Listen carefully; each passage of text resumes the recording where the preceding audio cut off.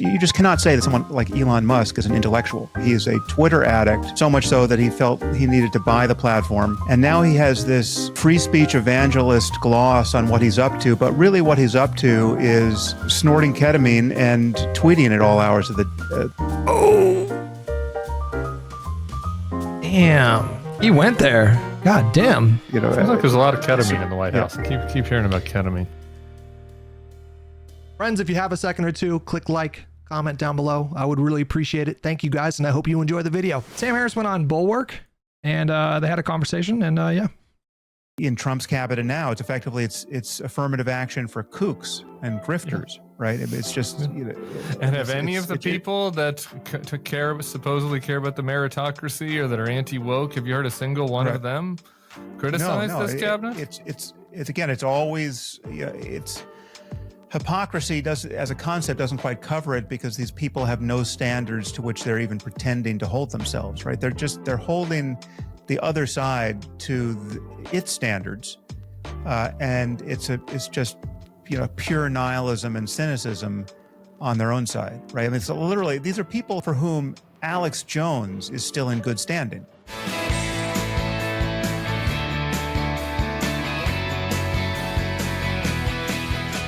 Hello and welcome to the Bulwark Podcast. I'm your host, Tim Miller. I just couldn't be more delighted to be here today with the host of the Making Sense podcast, a neuroscientist and author. His books include The End of Faith and Letter to a Christian Nation. It's Sam Harris. Sam, welcome to the Bulwark Podcast. Thank you, Tim. Great to meet you. Man, it's good to meet you too. I had so many people recommend to me The Reckoning. Dr. Disrespect is going to stream on Rumble. Is that true? Oh my God, that's the most predictable. It's true. It's true. This is the most predictable lateral move. A force. And you'll know exactly who's in charge. The two-time. What's coming next isn't just a chapter. It's a new book. And trust me, you won't want to miss a single word. This isn't just a move, it's a revolution. Welcome to Rumble.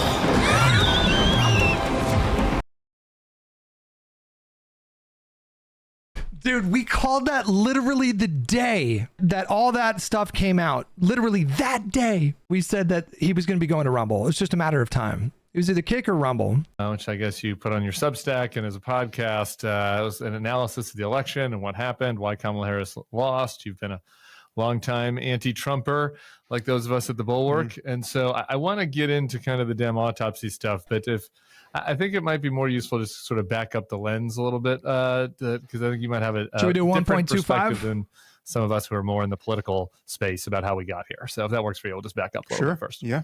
I say that because so in my world, I came from, Republican politics and, like many of us at the Bulwark and like the Republican establishment types that all let us down and failed us. Dr. Disrespect on Rumble, Hutch on Philly D. The world is healing. True. Like, essentially did this reluctant-ish submission to Trump over the course of years, some quicker, some slower.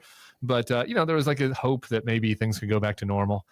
But like, there's another category of people that's become ascendant in Trump world that's like it's closer to your space than mine. It's these kind of tech, public intellectual types, the anti-woke crowd. And they've had like an enthusiastic conversion towards Trump. And so I kind of want to start with them and like, what do you think, like what attracts these smart men, mostly men, to this deeply unimpressive resentment monster? Low taxes. Why are we even, guys? Low taxes. That's what this is. Low taxes. That's what they want. Why are billionaire tech entrepreneurs swinging for Donald Trump? It's because they want low taxes. That's it. Do you think? Yeah, well, it's a good question. So let's linger on this phrase, public intellectual, because there's also a lot of people from the tech sphere that believe in really insane. Like we're talking about people that, some of them very openly don't believe in democracy. Like Peter Thiel, for example, said that he gave up on democracy in 2009. And a lot of these tech people, they imagine building like freedom countries, like Rapture in BioShock 1. and it's just and the currency is going to be crypto, and there's going to be no rules and blah blah. It's not going to be democracy. It's going to be a technocracy, and they're very open about these aspirations. And so, but in the case of Trump, it's just they want low taxes. It's not that difficult, right? Because Sure. Yeah, I'm thinking of like Andreessen and sure. Weinstein. Yeah. And Oh, I know who you got. Yeah. I mean, we can name names if we want to, but I mean, some of these guys are friends. Some of these guys are former friends. Some of these guys are now proper enemies. And I'm happy to talk about all of them. But I think so. The phrase "public intellectual" is one that I will speak happily and without scare quotes, because I think we need public intellectuals. I don't think that's an embarrassing label, and I aspire to earn it. But I think it's important to notice about a lot of these guys is that though they are smart, they are not intellectuals, right? They're not attempting to have anything like a truly honest and comprehensive worldview that they can defend from all sides, and that they'll revise in real time in front of you when you push back on some. Exit polls show most high income households voted for Kamala. I'm talking about the tech billionaires. That's what I'm talking about. Some squirrely part of it. In a way that proper academics and journalists and real public intellectuals will, right? I mean, I guess I'm describing something like an ideal, but it is just, you just cannot say that someone like Elon Musk is an intellectual, right? He's obviously very smart. He's obviously a talented engineer, but when you prod him and get his take on world events or on the future of humanity, you get like 15 lines of boilerplate that he hasn't revised in the last decade and a half about us having to be a multiplanetary species and blah blah blah.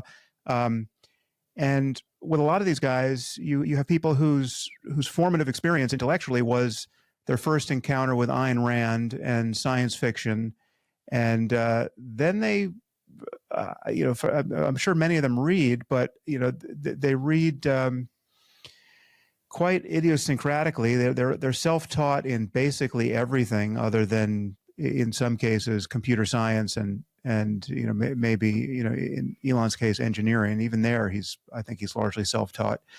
And a lot of these guys show all the scars of being autodidacts. And it's not to say that I'm not advocating for mere credentialism. I'm not saying you need a PhD in the thing you talk about. And autodidact is a person who teaches themselves rather than being taught by a teacher. Autodidacts learn through self-study and may complement formal education. Only talk about that thing. Another thing too is, like, I feel like most conservatives feel like Elon is literally in there, like, doing the engineering for these companies. You know what I mean?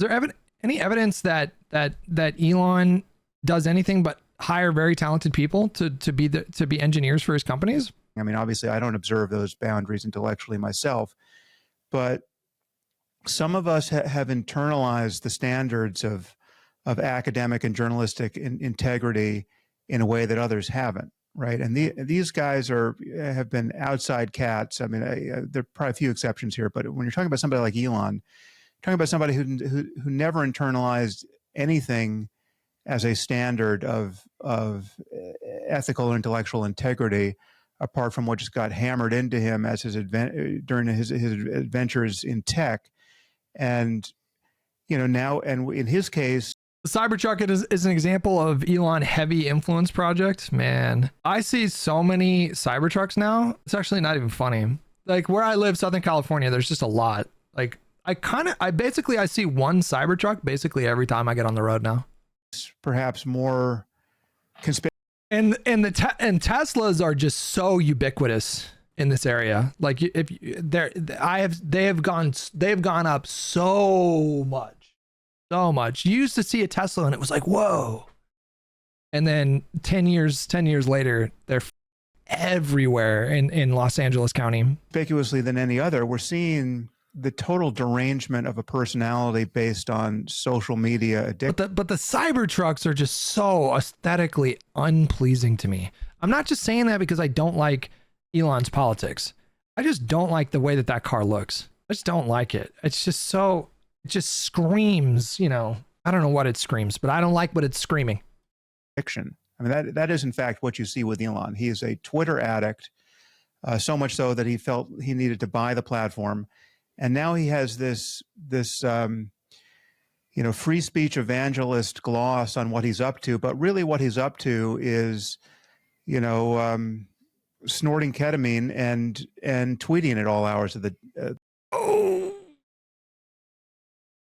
damn. He went there. God damn. the day and night, right? And that this is his influence on our politics. That it's Seems like there's a lot of ketamine it's- in the White yeah. House. I keep hearing about ketamine. Yeah. Oh, I'm sure. I mean, one hopes he's mitigated it of late, but it's. I mean, his behavior. There was reporting like a year ago that the boards of his companies, or maybe it was just Tesla, were seriously concerned about his drug use.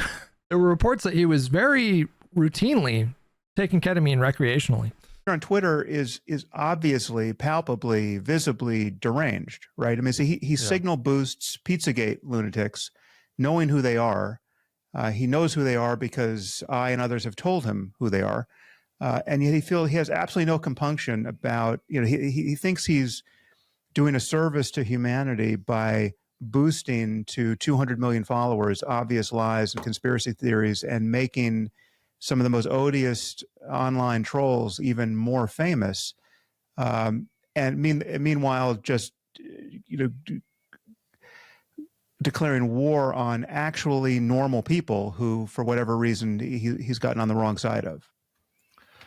Yeah. So I guess then the question that I have about that, it's just hard for me to wrap my head around is it simply contrarianism to the dominant culture? Is it there was an opportunity, like that Trump is in some ways, a vessel that you can just grab? I don't think it's that complicated. I think that Elon thinks that he's above government bureaucracy, that he knows better than the people that come up with regulations that affect his companies. I think he's deeply resentful of any kind of state intervention and into how he does his business. He signaled as much when he defiantly opened up his Tesla factories when California was still under lockdown, or that particular region of California was still under lockdown. And I'm sure he wants low taxes. I think it started with that, and then it became about a feeling of belonging, a feeling of being appreciated, a feeling of being praised, a feeling of being put on a pedestal. Like, I think that he genuinely, on an emotional level, really loves the attention that he gets from his right-wing audience that he's cultivated. And he's now changed Twitter to sort of to play into all that. So it started with just letting anybody pay for a blue check mark, and then it turned into even more of an echo chamber type situation when he took steps to boost those blue check marks in the algorithm. So now people with blue check marks, they're more likely to show up on your For You page, and when you click into specific threads, at the very top there's just dozens on big posts of sycophantic Elon blue check marks. And he even changed the monetization incentive structure to reward his most loyal blue check marks. And so now it used to be that the Twitter revenue that you made off of ads that show up on your feed came from just raw view counts. And now he changed it to how often people with premium memberships interact with your posts. And so you can have, like, some of my posts like kind of blew up in like the last couple of weeks or whatever, but they're not going to make that much money because I don't have like a big, like, sycophantic blue check mark audience. Sometimes if a post is like really pisses them off, then you're going to see a bunch of like dozens. I just mute those. Every time one of my tweets just go nuts, I mute the tweet immediately, because the conversations that happen are just so worthless and deranged and unhinged. I have no interest in engaging with all that craziness. And he's just made it so much crazier.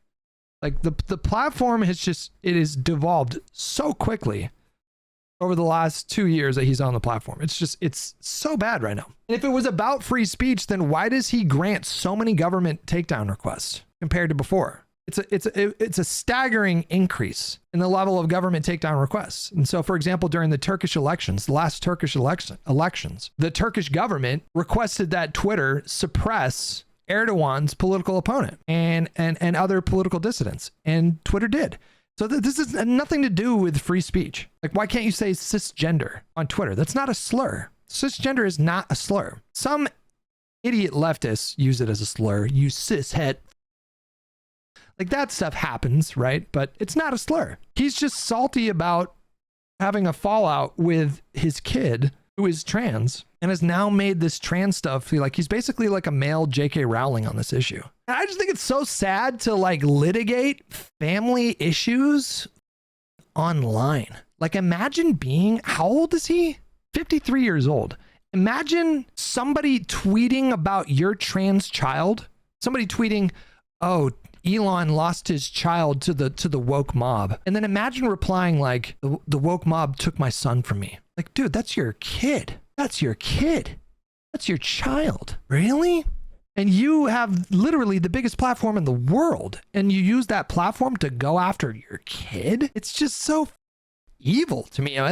It's so, I just can't fathom doing that as a parent. Even if you have issues or whatever. But like hashing those out publicly, your kid is just, that's a broken man. That's a broken man. I'm glad that his kid got the out of there. Put some space between herself and Elon. Because Jesus Christ, how toxic is that? Talking about the woke mind virus killed your son on a social media platform that you bought just so you can get your loser sycophantic followers to affirm this shit, to hop into your mentions and be like, I'm so sorry that happened to you. I'm so sorry. He just craves that validation. It's so pathetic. With in a way that like you couldn't with a more traditional politician, just because, and there had to be something like, it's not just Elon, right? Like there is, and some of these guys like David Sachs, I guess, was always been a Republican, but most of these people, but he's another one. He's are, like a self-taught expert on the Ukraine, right? I mean, and right. he either knowingly or unknowingly is recycling Kremlin talking points. Yeah. He'll never put himself across the table from someone like Ann Applebaum or Timothy Snyder or anyone who knows anything about Ukraine. Elon lost his sitting across from Don Lemon, who is not exactly like an intellectual titan, but he lost full composure. He had originally wanted to sign Don Lemon to do an exclusive a show that would be exclusive to Twitter for some undisclosed amount of money. I don't know what the terms were. And Don Lemon asked to interview him, and he asked him a few like hardball questions, but that's literally the job. That's the job if you're a journalist, is to ask like tough questions. He didn't go at him super hard, but he did push back against Elon and, you know, challenge him on a couple things. And Elon just like collapsed, just completely imploded on himself, and then promptly canceled the deal. Like he's just so thin-skinned, and he does not have the juice to sit down next to someone who is like intellectually capable of dismantling him. And it's just not honest. But okay, so that's what I mean. Though he's a certain category, but many of these people were like Obama, like were for Obama, were part of, or like making fun of Zelensky. It's just insane. This is insane. Russia invaded Ukraine. It was unprovoked. You can't blame it on NATO. That's insane. Vladimir Putin sat down for an interview with Tucker Carlson and gave Tucker Carlson a 50-minute history lesson, basically laying out all the reasons why Ukraine is technically Russia, and they still want to blame NATO. And Elon's over here posting memes about how Zelensky's begging money from Daddy Biden, and you know those funds are going to dry up when Daddy Trump gets in there. The president of a country who is being invaded by a belligerent neighbor, violently invaded, and they're like, him and Joe Rogan are making fun of Zelensky? How dark, what a dark timeline we're in where they're making these kinds of jokes. It's just insane to me. Part of this technocratic moment in Silicon Valley when, you know, these social media companies were being created, were culturally liberal. Like what radicalized so many of them? What is underneath the red pill in your view? Well, in many cases, what radicalized them has effectively radicalized me and many other people in the sense that we all noticed the obvious moral errors being committed on the far left and the mad work they were doing in capturing our institutions, right? So one of the asymmetries you have between left and right which anyone left of center who has their head screwed on straight should find galling, is that the far fringe of the left has immense cultural influence, whereas the far fringe of the right really doesn't. I mean, you can say what you want about the proximity of neo-Nazis and real anti-Semites to power in Trumpistan. I mean, there is some of that. You've got people like I might Candace say Owens didn't over doesn't. I think that the door's still open on doesn't for now. We'll see what happens in Trump 2.0. But yes, and I'm certainly worried about that. I'm worried about people like Tucker Carlson and Candace Owens and the fact that they sit atop a powder keg of anti-Semitic and anti-democratic Candace Owens just went full, bro. derangement. But and obviously Trump has, in a somewhat sinister way, I don't know how calculated it is, but he's done his work not to alienate that far fringe, because I think he has thought he needs them on some level. So, stand back and stand by is not exactly what you want your president to be saying to the Proud Boys. But that notwithstanding, what you have on the left are proper lunatics successfully bullying our most elite institutions, right? You have the people who glue themselves to priceless works of art in museums. You have the trans women or women brigade. You have the defund the police people. I mean, these are the kinds of convictions that really should not have survived contact with 10 minutes of pragmatic political analysis. But in the Democratic Party and in liberal institutions, we have witnessed the full capture. I mean, there's a new orthodoxy that has reigned at places like Harvard and the New York Times and the Mayo Clinic, and it goes as elite as you want, left of center, and everyone has been cowed into silence on questions of, in particular, things like trans activism and, identitarian racial politics. So you have someone like Ibram X. Kendi, who, by my lights, is a pure pornographer of racial grievance.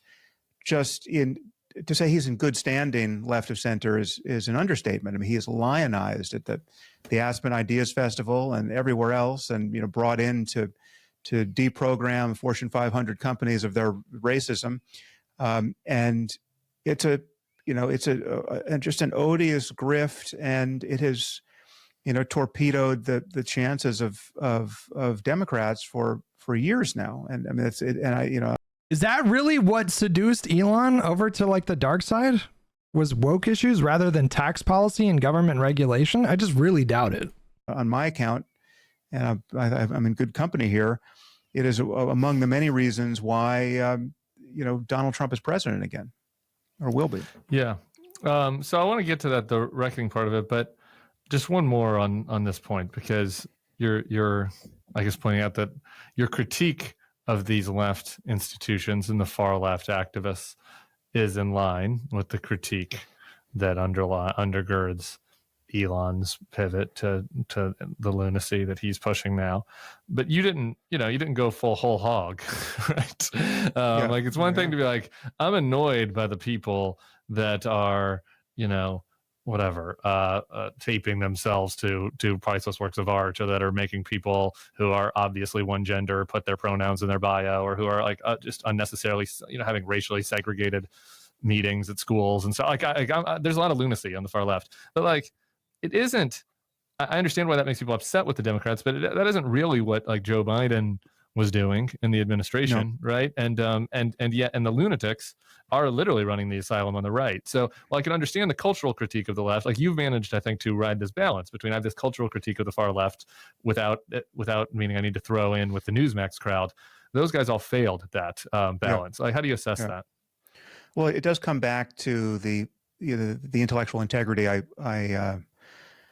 described at the outset, and the failures of it. I mean, it's for whatever reason, I'm enough of a creature of the institutions to have internalized certain standards of scrupulousness, journalistically, academically, scientifically. I mean, I have a PhD in neuroscience and a background in philosophy before that, and if nothing else, that has drummed into me certain standards of intellectual embarrassment that I don't want to touch, right? I mean, it's just, and you have to be able to keep more than one grotesque object in view at a time, right? So to be convinced that the left has lost its way, as many of us are, is need not make you blind to the fact that Trump and Trumpism poses a real threat to our democracy, right? I mean, Trump is a demagogue. He's the most and even if prolific you don't liar actually we've ever think seen. that, even if actually you don't believe that, and you think Trump leaves in 2028, like again, I just think of these smart people like Chamath and Mark Andreessen, and like people in this tech world and in the intellectual dark web world. Like,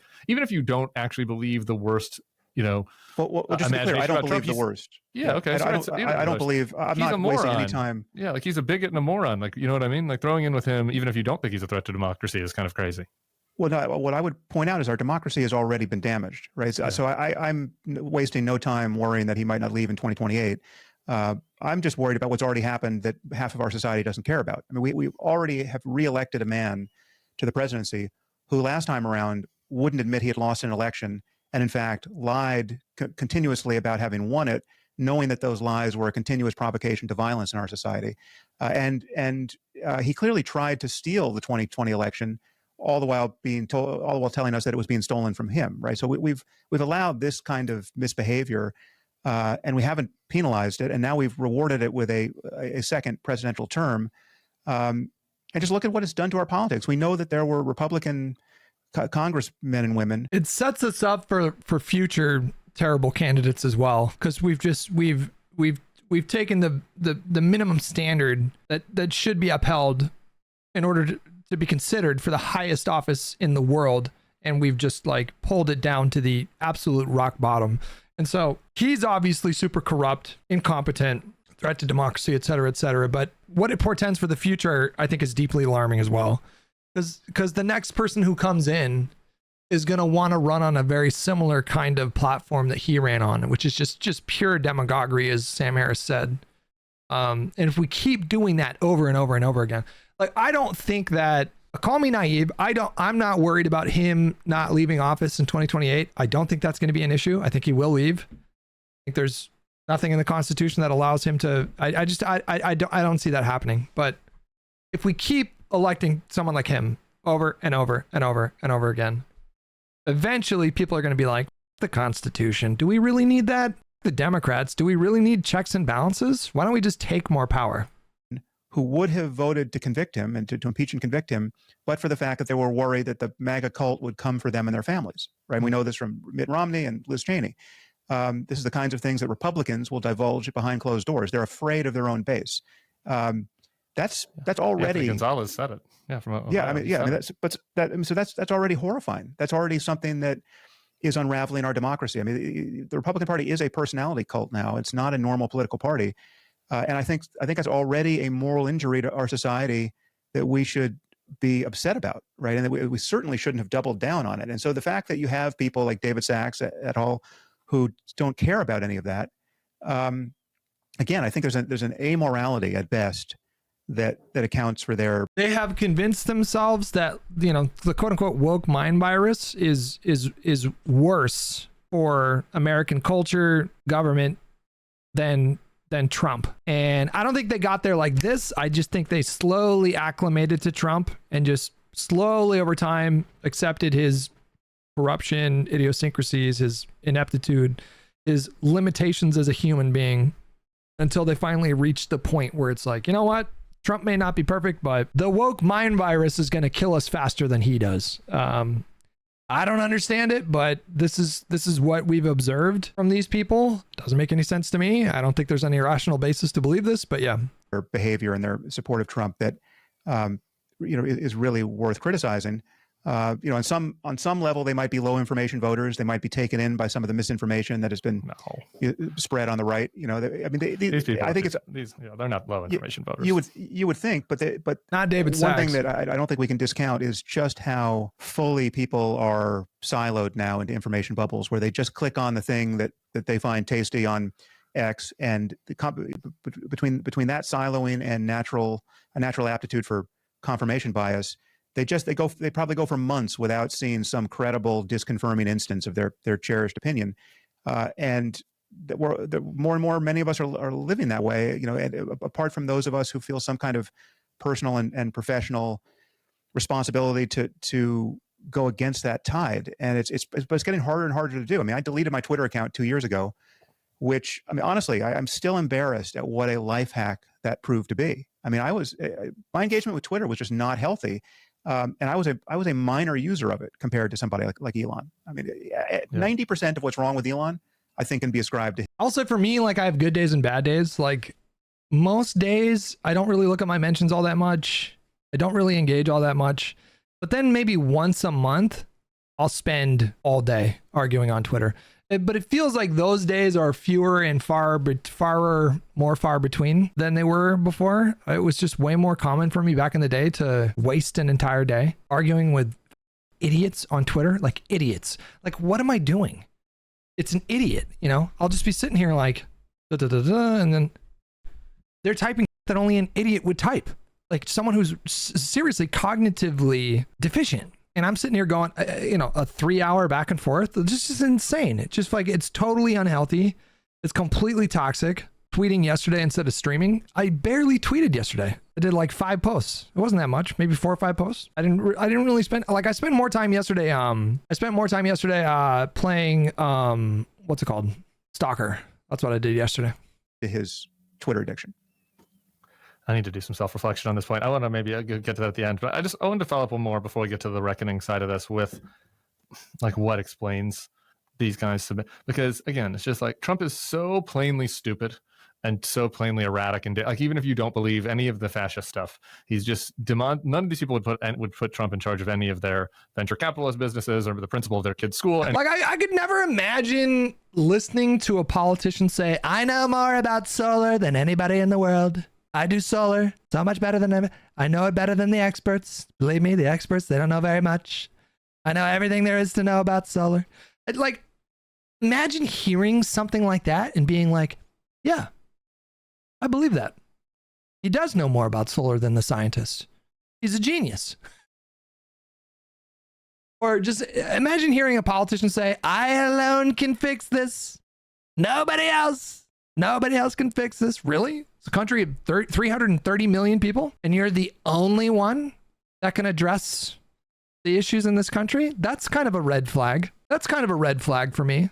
Why would you say you're the only one that can fix this? Do you seriously believe that? You don't believe that there's other morally upstanding, smart, well-intentioned, informed people that can tackle the issues that plague the country? You're the only one? Like, as soon as you hear any politician say, "I'm the only one that can fix this," that should be an immediate red flag. Why would you say that? Do you seriously believe that? Any of that, like on its face. And yet they throw in with him. How many COVID jabs have you gotten from Kamza in chat? I've had 42 Moderna vaccines, roughly 22 Pfizer vaccines, and a handful of J&J. I want to say about 7. So I think I've been jabbed around 89 times. Quick math. Yeah. So there is the radicalization element. How has that affected your dick?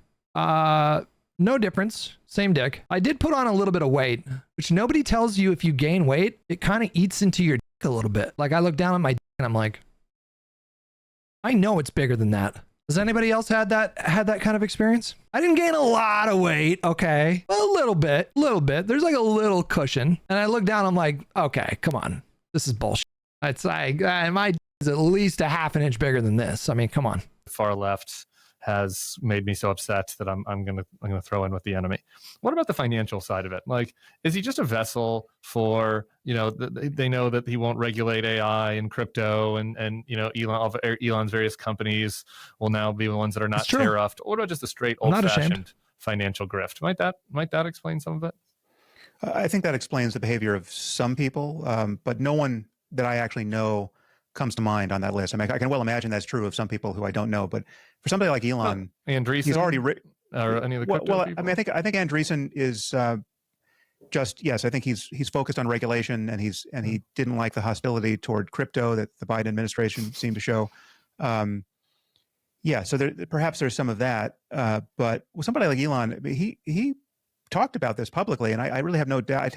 The Mayor McCheese said, I just couldn't vote for Democrats, but my reason I'm sure you'll agree with. Okay, what was the reason? I'm in Canada. Gotcha. I agree. His words at face value. I mean, the trans issue with his own son, now daughter, where he felt like a school brainwashed his kid with this Woke mind virus. Basically, the woke mind virus, and the southern border. The insanity of the southern border, which I can't be made to think that they care about the southern border. Regular people who live in Arizona might care about the southern border, but I cannot be made to think that Silicon Valley billionaires or public intellectuals or writers for the free press actually care about the southern border. I can't. No, I care about it, and I believe that they would. I mean, it seems insane to but like enough not to know be for who's coming Trump into the or to country. even consider being for Trump. No, but that's the thing. If you're not paying attention to how despicable Trump is and Trumpism is, and how antithetical it is to any kind of sane political culture in our democracy, if that's not something that you're tracking, and you just think you're taking him seriously but not literally, right? If you've bought that line, right, that he's just if you're just entertained by him and not. What disagreements do you have with Sam? I mostly overlap with Sam Harris, but I do think he makes the trans issue bigger than it actually is. I think he is used to academic circles, and so I'm sure he has very real experiences with full-on insane lefties, probably more than I do, for sure. But I do think, like, for example, he was very quick to blame the 2024 election in large part on trans issues. And I just don't agree with that. I don't agree with that. I think if the economy had done really well on Biden's watch, he would have been coasting to re-election. Well, I don't know. Maybe he would have the debate again, but Kamala would have had a much, much, much better shot if people didn't experience 9% inflation. And at that point, the trans, like, who's talking about the trans stuff? I just don't believe that that's it's a hugely important issue. I just don't think it is. Repelled by him. If you think, I mean, the truth is, the guy is genuinely entertaining. He can be genuinely funny. So he brings the optics of celebrity to every political moment that almost no one else does. And if you're taken in by all that, like I have two very close friends who voted for Trump, despite the fact that I've tried to perform an exorcism on them for. Would they put their kids in a school where Trump is the principal? Like that's, I guess, that's a key question, because it's like, are they fooled by him enough that they would actually trust him in real life, or is they're fooled by him? There are many reasonably smart people, but who are not tracking the details we're tracking, who I haven't. And this is true, and some people don't want to hear it, and some people just want to say everybody who voted for Trump was a idiot, which, some of them were, many of them were. You can explain some of that, or many of it, or much of it, by saying, well, these people are not very informed, they're not very curious, and yeah. But there are smart people that voted for Trump, like smart people. I've told this story before, but I know somebody in my life is like a mentor figure, imparts wisdom on me regularly that I've applied in my life to good results. Someone whose intellect I respect, someone who's a professional in their career and very successful in their career, and they like Trump and they're excited about RFK. And so I told that story to some people, and some people were like, well, okay, well, they're actually stupid then. You just think they're smart and they're stupid. No, I know for a fact this person is intelligent. I know for a fact that this person is intelligent, beyond intelligent. I know this person has wisdom. This person has had shared wisdom that has benefited my life. I've used this wisdom in my own life and it benefited me. So it's not Sark. It's not Sark. But you can't dismiss this person and say that they voted for Trump because they're stupid, because he's not stupid. He's not an idiot. Taking any kind of inventory of his lies. It's nobody you guys know. I think it's all harmless, good fun when he exaggerates, how many stories he has in Trump Tower, etc. When he has an apartment that's 15,000 square feet and he says it's 30,000 square feet, that's just a kind of a charming affectation. Sure. And they don't track how that level of dishonesty contaminates everything in his world, right? They just think it's entertaining, and they're not. And they're actually. I mean, one thing that happened is that Mark Burnett successfully marketed this man to all of America for 12 long years on The Apprentice, as a business genius, right? Whereas he is in fact a business fraud. Right. And now, ironically, he is a real billionaire, at least on paper, because of how successfully he's grifted his cult-like following. Mm-hmm. Coins and selling, pieces of the suit he was wearing, allegedly, when there was the attempted assassination. I'm not saying the assassination was allegedly. I mean the suit. Selling $50 Bibles that has the Bill of Rights and the U.S. Constitution. It's like a symbiote U.S. Constitution Bible made in China for $50. Like, he's made a load of money off of idiot MAGA supporters and put himself atop a meme stock of a fake business.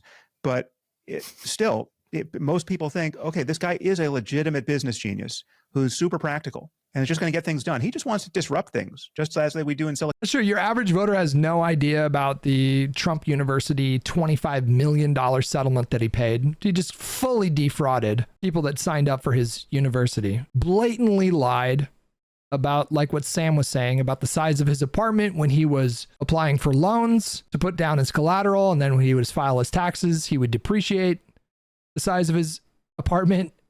Just engaged in blatant fraud. One of the largest fraud judgments, I think, in American history, what he got hit with in New York, that he's still on the hook for, as far as I understand.